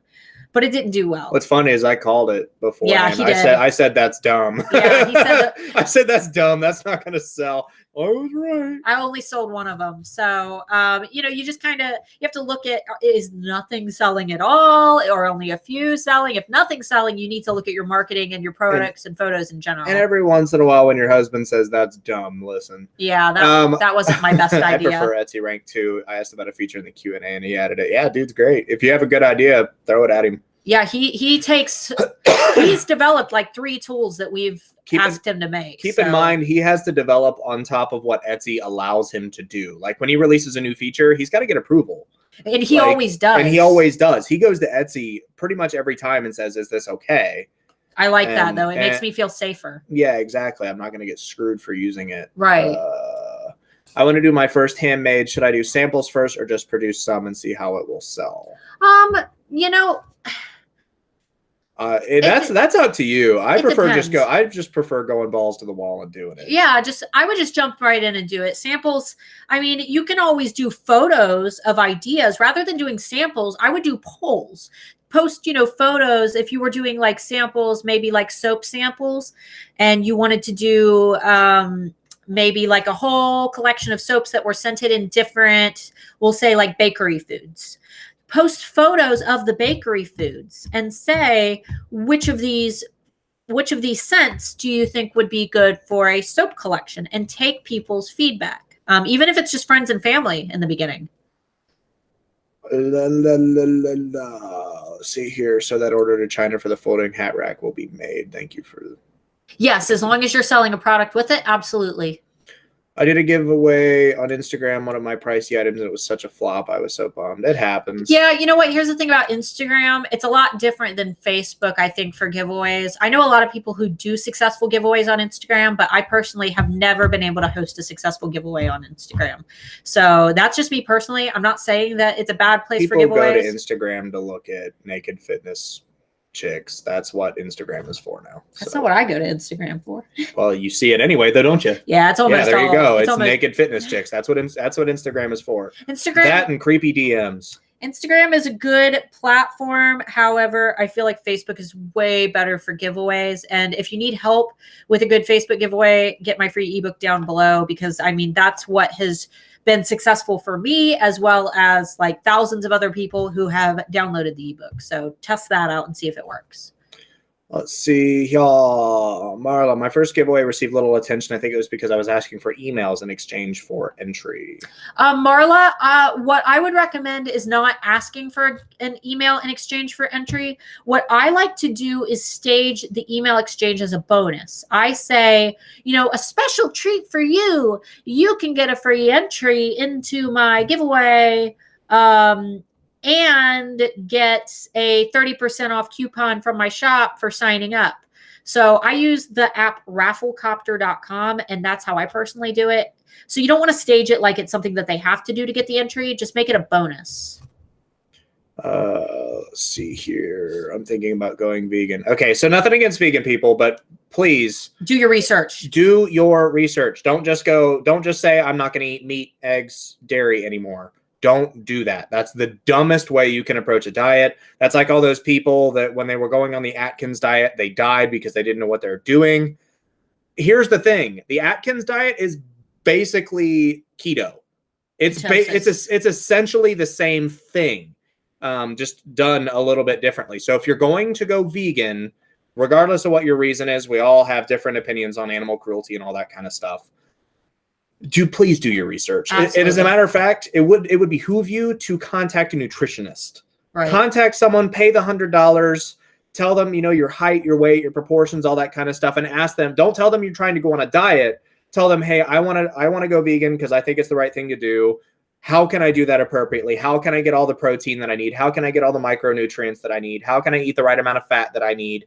All of that kind of stuff. Obviously, vegan, it's not hard to eat your carbs, but protein is a huge concern. And if you want to run into some like muscular issues, especially if you're in an older, like 30 plus, you can run into some serious trouble if you don't know what you're doing. There are a lot of things in meat that you need that you cannot get from plants. Right. So just keep that in mind. You might get sick. Being vegan, some people can't do it. So just keep that in mind. Right. Your body isn't meant to only eat plants. Let's see here. My first 2 giveaways were crap. Used Facebook as a platform, but my third, I used Rafflecopter, and it was way better. Oh, that's good to hear. Yeah, I love Rafflecopter. That's my favorite. Sorry again. I make skincare products, and I feel like I have formulations that work. If I remove them, I might not be able to create a product line that will work as well. Okay, so I have a great suggestion for you. Go to Renee Christine's channel. Watch the last video that she did with Sabbatical Beauty. I believe that it's titled. It's Korean skincare or Korean beauty product. It's whatever the last video that she posted. Go watch that because she talked about the exact same thing. That is one of those brands that has just taken off. She took Handmade Titan University and now she makes well beyond 6 figures. She's been like featured in all the major like news publications. She's huge. So when it comes to not wanting to discontinue a product that you feel is a great foundation, like you don't want to remove a moisturizer that your fans need or that your customers need, she actually covers that. So be sure to go watch that video. Do you have spring yet? I'm assuming you're referring to the collection. We're still working on it, but it's been a slow going because the alpha course is taking priority right now. I want to make sure that the Alpha Academy gets done for you guys before I focus 100% of my energy into my collection, but I am working on it. So grab the email list first to remind them, but take that and let them know that the pre-launch is in the group. So that gives them an invite. Did I post this right?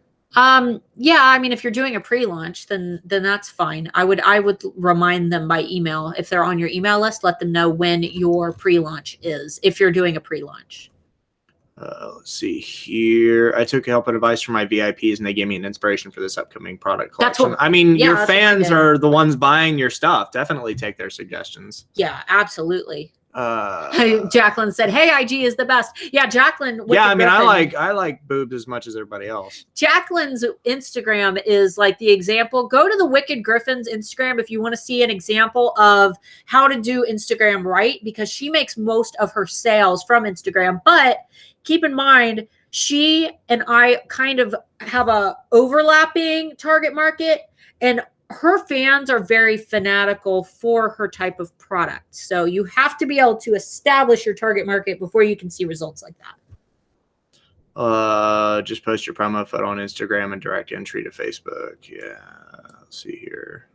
I think collabs on Instagram of giveaways work more as you're introduced to followers to each other's shops. Yeah, collaboration giveaways are good on any platform because you're offering more and more than one person is promoting it. What is a good open rate and click rate for MailChimp campaign? 100%. 100% would be a good rate. No, it's not. Let me grab it. 100%. How is 100% not a good click rate? I have it written down for you guys. 100%. I wish I would have. I have the exact rate that you need to aim for. All right, ready? On for more than 0, less than 100. You want to aim for an open rate of 16.8%. So 16.8% of your list is opening your emails. And for clicks, you want to aim for about a 2.5% click rate. Okay? Got that? Everybody got it? All right. Sandra, I know I love Instagram, but I think I'll try Facebook and use Rafflecopter, which is what I should have done in the first place. Yeah, it is. He's messing with you. Love Rafflecopter. Right. Yeah, it's my favorite. 16%, Susan, is good. You were a little bit low there. Just a little bit. That's 0.2% too low. Hey, he's trying to be a know-it-all right now. I'm trying to be an ass is what I'm doing. You're doing a good job. I'm the type, shut your mouth. I'm the type that's all over the place creatively. I make polymer clay, I crochet, paintings, and other stuff. Would you just open one shop for all the things or for one type? I would try to stick to one type and stick to one shop until you get the hang of it. Because you try to go managing 3 shops at the same time, you're going to go freaking crazy. I have a video for you. You need to go back. It's like from last summer, but it's called The One Thing Etsy Sellers Do Wrong. Go watch that. Because here's the thing, when you're throwing too much into a shop, no one knows what you're about. And you need to have a primary type of product or theme that you follow. Otherwise, like, you have to be selling a solution to a problem. Even if it's just a problem, like someone needs a necklace, like there has to be a solution. And when you are filling your shop with just a million different things that are not cohesive and don't go together, you're not really serving your customers, you're satisfying yourself. If you love to make a lot of different things, make a lot of different things, but try to stick to selling one thing or finding a theme that ties them all together. For example, if you want to make all of those products, but you theme it all around dragons. I always use dragons as an example. If you theme it all around watermelons, you just pick a theme and you make everything around that theme. That would be the only exception to a commodity shop. So Cassandra said so many Facebook groups and other resources for going vegan. Yeah. Yeah, definitely. Absolutely. Never take advice from a Facebook group for anything that involves your body.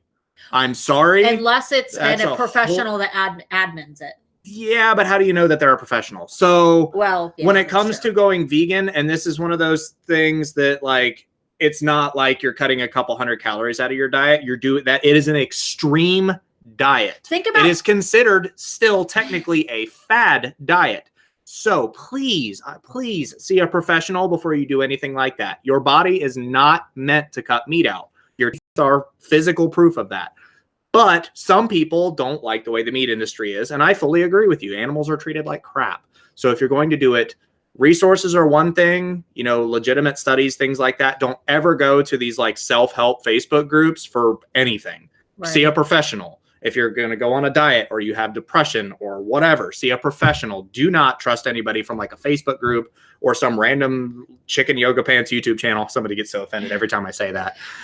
Don't trust those people. Go see a professional. They're the ones that train for it. I am still going to school for that. Please see a professional. And another thing to consider is that when you look at, you know, herbivores like cows, they graze all day to maintain the calories that they have to eat to keep themselves alive. Right. So you can't. Obviously, humans are a little different. You have to eat a lot more when you're on a plant-based diet. That's not necessarily true. You have to eat more substantial foods. Yeah. Right. I make robes, so it's hard to come up with a new product line. How can I create buzz or keep customers interested? Should I try diversity? Well, you know, diversify. Diversify. You know, for just robes, there's a million. I mean, have you considered just changing colors, changing patterns? You know, you don't have to make.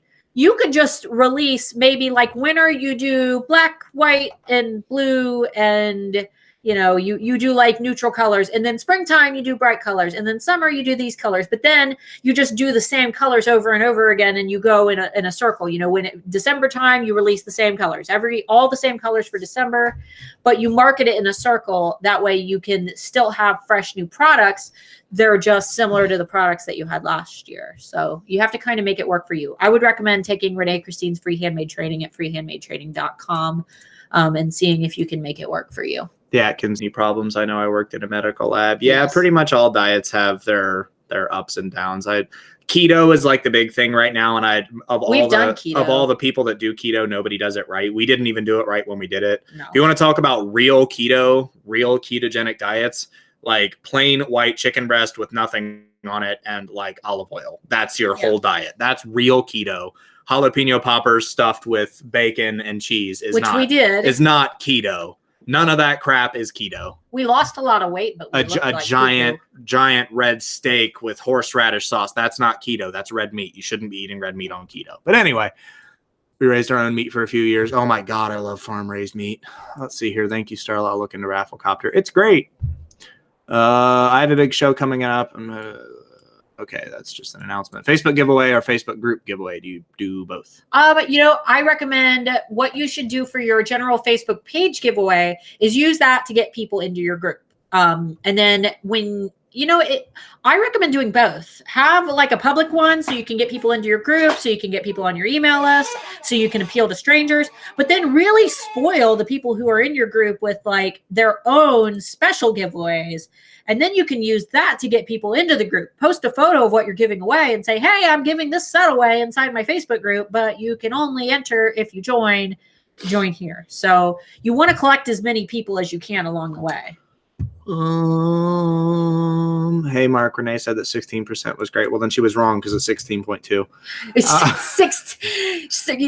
She doesn't. Renee probably is condensing it a little bit. For general, 16 is like the standard. The exact number is something ridiculous like 16.2. Yeah. Have you ever turned in homework to a math teacher and said, yeah, 16 was close enough to 16.2? No, you're still wrong. Get it right.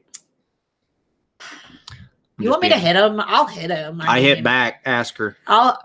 We've gotten in like kitchen slap wars where we're just like, my favorite are when we flop our sleeves around. Yeah, we do that. And then she walks away with like an imprint of my hand on her butt from me slapping her hard enough. Jacqueline, what you should be doing is eating healthy meats that are free range and treated well, no GMO or hormones. I disagree on the GMO part because there's no actual hard evidence that GMOs do anything, and there's also no proof that hormones do anything. But free range, we fully support. Free range, I do fully support. Ethical reasons, absolutely. Basically, don't buy food at Walmart. Let's see here. Would you? Make sure I'm not missing anything. Would you do both the Facebook and Facebook group at the same time? No, I wouldn't do them at the same time. I would do them separately. That way you're constantly generating momentum. So do one, 1 month and then you hit me with your chair and then do the next one like the next month. I hit her with her chair, but then she turns her chair sideways and sits on the edge of it like it's not her fault. We're out of questions here. Are we out of questions? Closer than 17, theoretically. Yeah, that's true. All right, guys, if you have any questions, feel free to ask them. Other than that, there are alternatives to food, to I like waffles. I do like waffles. We finally live back in Ohio and we have Waffle House again. And I forgot. They had Waffle House in California. It was just really far away. Yeah, it was hard to find. It's like 2.5 hour drive. There was a lot of stuff that we didn't have, but we didn't have. It was weird. I tried. I wanted to. So nobody in my unit had ever had chicken and waffles before in California. And I tried to find a chicken and like a restaurant with chicken and waffles, and the closest one was 6.5 hours away.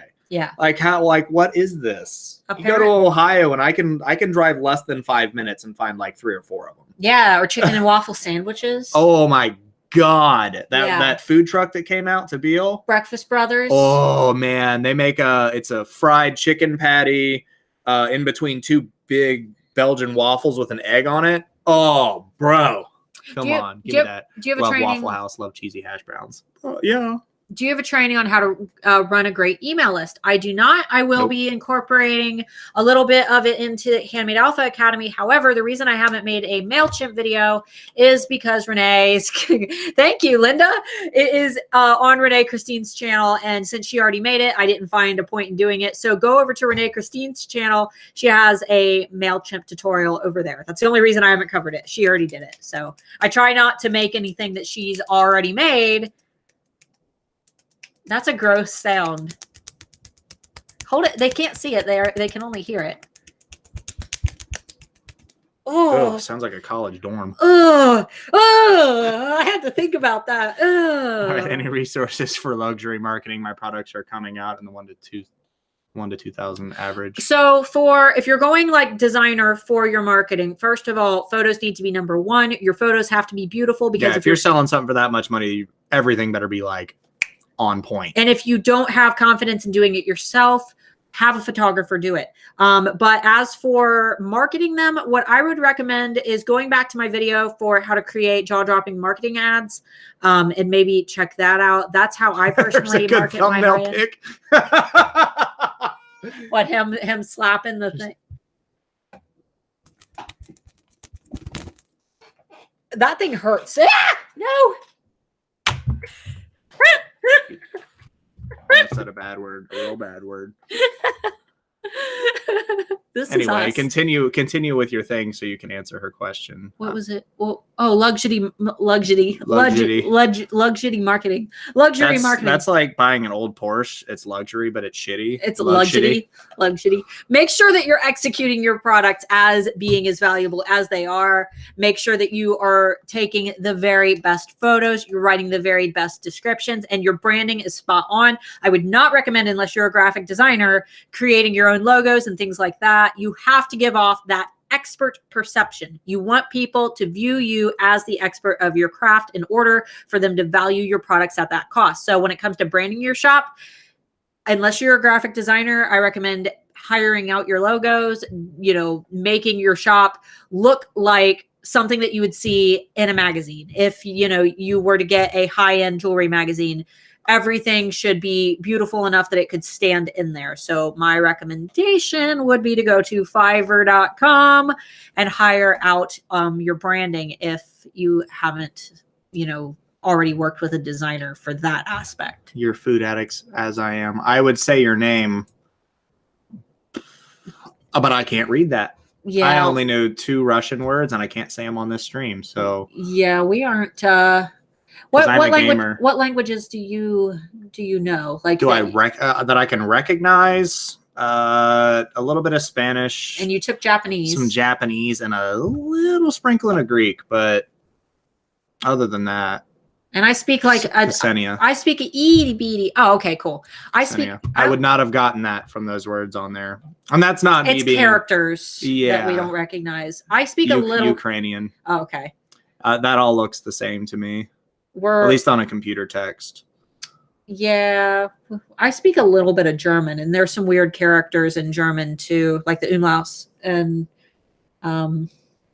that's where. Yeah, I don't want to hear that after taking Japanese. Oh yeah, Japanese was. I would hear him down here just screaming because the voice recognition software was horrible. Yeah, he used to just scream at it. Let's see here. Okay, Susan, are you going to do more about Etsy and less on website with your course? There will be 0 about your own website in our It's course. all about Etsy. It's 100% Etsy. Just wondering what the difference will be between your course and Renee's. Pretty much all of it. So I know it will be different, but just not sure how. Let me go ahead and elaborate a little bit. I don't speak it. I can just. I don't speak Greek. I can just somewhat recognize characters in a couple of words. I honestly can't, without actually reading it. She's asking me which words I know. I can't tell you. He is Greek. Very, very, very little. He is Greek and Greek and Italian. Italian, yeah. But all right. So for our courses, let me go ahead and just kind of let you know what the key differences are. First of all, Renee has 3 courses: Pinterest Academy, which won't apply to what we're talking about. Architect, which is about building your own website. It is not open until October. Architect is focused around building your own like beautiful designer website to sell your products from if you don't want to sell on Etsy, or if you want to sell like on your site and on Etsy. And then HTU is about like selling your handmade product no matter where you're selling it, because it focuses more on the marketing and reaching out to big media. It's how I was featured in HBO, NBC, Fox News, Yahoo, all of that authority bling that I have on my Etsy shop. It goes over like upscaling bigger than life, and kind of gets you to that point where you are just massive. That's what HTU is. Handmade Alpha Academy is just Etsy. It's going to be total Etsy domination, but it's mostly going to be about psychology, marketing psychology, branding psychology, and basic human psychology, so you can understand why some things stand out like a trigger to your buyers. That way you can start appealing to them on a psychological level, as opposed to just throwing marketing at them. It's not one of those courses where I say, do this and this and this and this because I told you to. Handmade Alpha Academy is going to be, do this. Here's the psychology behind it. Here's an example. Now it's your turn. So those are like the key differences. Yeah, that's pretty much it. Has anybody told you look like Deborah Harry? Me? I don't know. I don't know who Deborah Harry is. Pull it up. I want to know. I've never been told that I look like anyone. Actually, no, I was told I looked like do images. I don't know. Her lips are too, like, she has too small. She looks way more British. She has way too small, like a tiny chin. I've been told that I look like Miley Cyrus though, and you do not. I don't know how at all. I don't know how to take that, because I mean, I don't know. I don't really personally have a problem with Miley Cyrus. She's kind of out there, but I like that. I like that in a attention whore. I like it. And well, I don't know. She's an attention whore. Get out of it. You don't know who Debbie Harry is? No, not really. I don't. I am. How old? What? All right. American singer-songwriter, actress known to lead. Wait, let's go back up. Shut up. I'm Blondie. reading. Oh, that's why. If you guys would have said the lead singer of Blondie, I would have known. We don't listen to you guys. You guys got to consider that we listen to the nastiest death metal like ever. That's what we listen to. And occasionally, like one of my favorite bands, their name is Thy Art is Murder. Like, come on. That's not the kind of music that we listen to, guys. I mean, obviously, I listen to some older music, too. Like, Pink Floyd is obviously one of my favorite bands ever. I have a few more. Sorry, you're too young. It's not that we're too young. It's just we don't like it. It's not. I mean, like Pink if I were Floyd. to if I were to start naming artists from our generation, most of you probably wouldn't have any idea what we're talking about. Yeah, it's classic rock here. I mean, there's nothing wrong with classic rock. I mean, the majority of the music I play isn't very aggressive. It's closer to like mid 90s, late 80s. Lead singer of Blondie. Looks too British.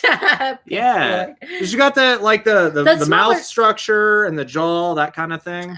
What do British people look like? They look like British people. They do. They have. I think that the females tend down to some Morbid Angel. Sometimes, yeah. He likes Camelot, Jacqueline. You would probably really like them. Camelot is a really, really great band. Camelot, and then they have a sister band too, Epica. Yeah. Epica is another really popular one. Like some Morbid Angel. Love the buzz cut, Mark. All things musically. Buzz cut. It's not a buzz cut, it's a fade. Yeah. It's a fade. Shit. Me too, death metal.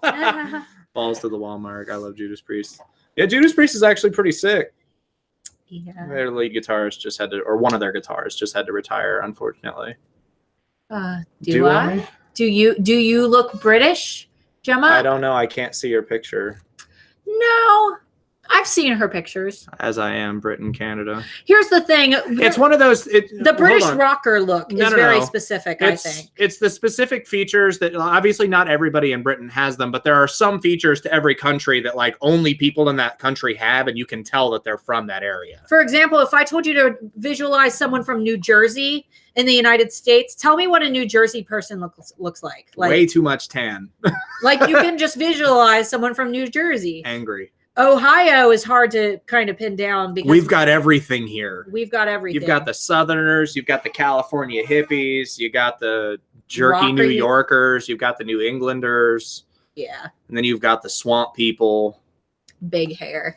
Big hair. Okay, now you kind of do look like her. But oh God, I hated that big hair. I hate when I see people wearing it now. Is it beautiful? Nobody can tell what I am by looking at me. Most people assume that I'm like German or something, and I have very, very, very little German in me. I'm almost all German. My family moved here after like the spooky, scary Hitler stuff that we're not going to talk about. That's when my family fled, and my great-great-great-great-grandparents actually cooked the dinner at the St. Valentine's Day Massacre. So if that tells you anything about our family... Oh, I came on Suicidal's promo tour recently. Wasn't even supposed to be backstage. Yeah, that happens. Oh well, Starla. We're super professional coaches, guys. So professional. No. I'm like the least thing from professional, especially when it comes to my music. We love that you guys listen to us, though. Like it's. Don't move to the south. We can't control big hair when the humidity goes up. That's true. It's really humid here too. Like, believe it or not, Ohio is extremely humid. We are like the most northern state. Oh, for sure. Everything that the southern states has, Ohio has. We're what Michigan tries to be. Describing iconic styles from regions which were hot in different areas. Blondie was NYC New Wave, which was highly inspired by Brit art and fashion. Oh yeah, for definitely, sure. Absolutely, for sure. All right, guys. Do you have any last minute questions? Just to make sure that we haven't missed anybody. You creating a? What are you doing? Stop it! There's nothing weird. We're all looking down like there's something really weird. Something weird's happening. We've got. We're playing with fidget toys down here. I've got. Hey, I'm from Michigan now, Michigan. Oh, Michigan. We're ridiculously dry here in Calgary. Get some lotion. Dry. I'm so flaky. Now in Kentucky. So you went from the wannabe state to the state that couldn't even be on top. Oh, Kentucky. I love Kentucky though. That's one of my like Kentucky. Some of the people I don't care for, but most Kentucky's a relatively nice place. Good food. It's beautiful. Good food. Beautiful area. Tennessee is beautiful too. Tennessee's my preferred state. I'd love to live in Tennessee. I mean, the racism's a little, but yeah. Other than that, Tennessee's a nice place to live. Fun fact about... I'm just messing with you. That whole state patriotism, it's stupid. Fun. I'm not even a sports fan, so the whole Michigan and the whole Ohio. Michigan-Ohio thing. I mean, it is a better state. It doesn't get nearly as cold down here, and you guys get wrecked with snow. Yeah, we don't care about any of that. Like, we get all the cool stuff that you had in Michigan, except way less of the worst stuff. Yeah. And just to be clear on the whole freaking like racism thing, we are sick and tired of how terrible the world is getting, just so everyone is aware. Like, we have, yeah, it's a bit out of hand. I got to the point where I almost just wanted to delete my Facebook. If it weren't for the business stuff, I'd already get rid of it. I'm so disturbed by the state of the world. We won't get into politics. Yeah, I'm not going to get into that, but we are very the world disturbed. is a horrible place right now, especially the United States. We are the worst we have ever been, and I hate it. Just so you guys know, we love every single freaking one of you, no matter what. Everybody deserves their chance, regardless of race, creed, religion. It doesn't freaking matter. Everybody deserves their chance. Love each other. It's all good, Mark. Just having fun. Just having fun with you. Just playing with you, dog. Intercultural things, intercultural acceptance is a huge problem, especially if you've lived in Michigan. You understand why what goes down there goes down. And I think certain cultures need to admit where the problems really are. Right. This whole gun control thing is getting out of hand. It's ridiculous. Obviously not going to get into that, but just love people for who they are. Yeah. Exactly. And if they're a terrible person, get them out of your life. If they're doing something stupid, like getting ready to go shoot up a school, maybe call the cops and do something about it. Yeah.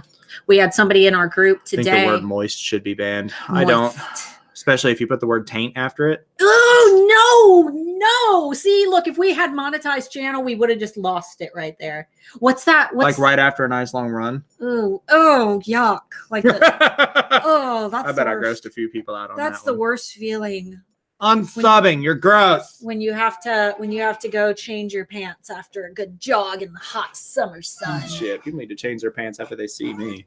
Ooh. Anyway, stop I didn't mean to shake up Mark, set him loose. Too late. You did it. Thankfully, it's like at the end of the thing. All right. Do we have any last minute legitimate questions, or are we just kind of babbling? I want to go eat, so I'm going to be working on a video. No, she's not.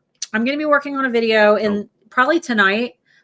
Because I'm not going to say too much, but we've been working with Anthony from Etsy Rank about something that I thought would be a really cool tool for pros, pro memberships on Etsy Rank, which it's only Moist was tasty, and then he tainted it. But he tainted it. Ha! See why I watch this live before Mark gets edited. I don't edit it. out. We've only edited something, I think, once or twice. It was because boobs popped up on screen that we did. Not mine. Boobies. Not my boobs. Just for anyone. We went onto Pinterest. I need to get something to eat myself. Tigers work. Bears work. We went onto Pinterest and screen shared, and boobies. It was right around Valentine's Day. Y'all remember the boobies. So lingerie was trending. Oh, here it goes.